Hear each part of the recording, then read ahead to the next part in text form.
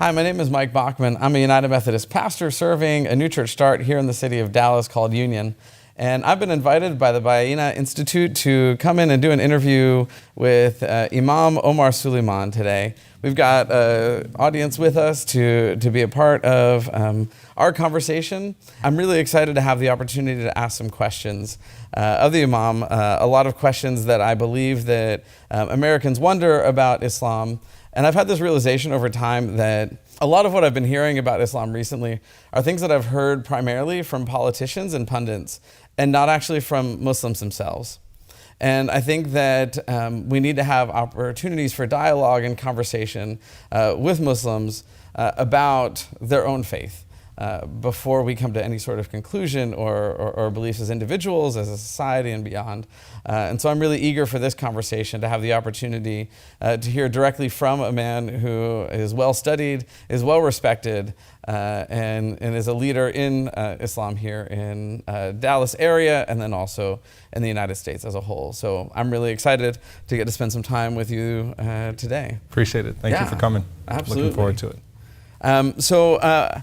I'm curious. We might as well just start off well off the bat. It isn't that like Muslims just arrived in America. Sure. Muslims have been in this country for a while. Like 5 years, right? Yeah, about 5 years or so. Yeah. So Muslims have been in this country for a long time, to varying degrees, of course.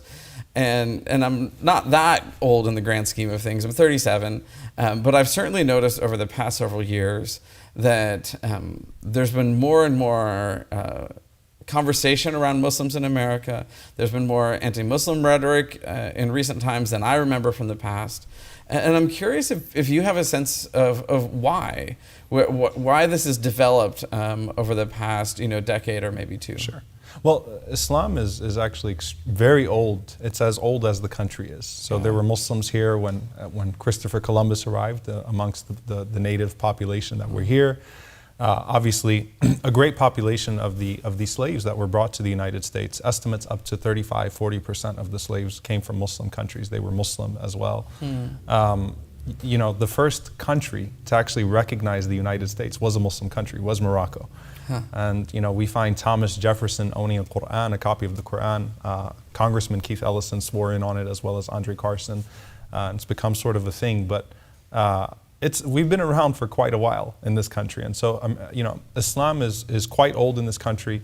The fascination with Muslims didn't really start until after World War II. So historically speaking, after World War II, that's when America started with its fascination of Islam and Muslims abroad, particularly the Muslim world, trying to understand the Muslim world. Obviously, then you have the Israel-Palestine issue arises in the 40s. And then you have, after that, as time goes on, you have the Iranian Revolution.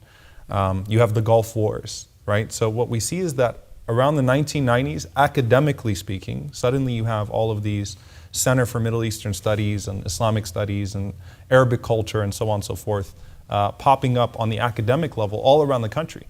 Then 9/11 happened. And after 9/11, it's like, who are these people? What happened? Everyone wanted to know about Islam. Yeah. So actually, you would go to many public libraries and you'd find that there would be no copies of the Quran. They'd all be checked out. So people wanted to read about Islam. And this wasn't just the American population. This wasn't just the civilian population. Even intelligence agencies, law enforcement agencies, everyone was suddenly trying to get really informed about Islam. Yeah. Now the problem is that you had all of these hate mongers and hate groups masquerading as experts that started all of these independent intelligence agencies and security agencies, and started offering training to different law enforcement agencies across the country and so on and so forth. Again, many of them claiming to be former Muslims and former terrorists, turned out to be complete scams, but we paid for that with our tax dollars. And these were hate groups that eventually were identified by the Southern Poverty Law Center as hate groups, but they just spread throughout the country, and they were informing some of the most important people in our country. Yeah. So for example, Frank Gaffney, who's a fearmonger, he has a Center for Security Policy, which all the names tend to be around Center for Security Policy or something of that sort. And he's in the ear of every Republican candidate out there. Rubio's attended his forums, as well as Ted Cruz and so on and so forth. And he appears to be an expert, but these are hate mongers and hate groups that have masqueraded as experts. They don't have credentials.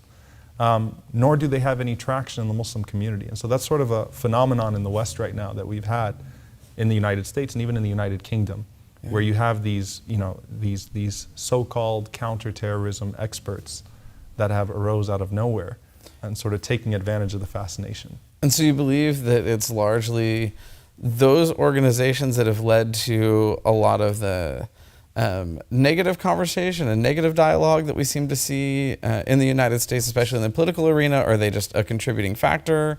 They are contributing. So it's media as well, right? Hollywood, the old Hollywood movies, and even till now, the portrayal of Muslims. Right. Number one is that they're all Arab, which Arabs make up only about 15% of Muslims globally. So Muslim and Arab are not synonymous. There are a lot of Arab Christians as well.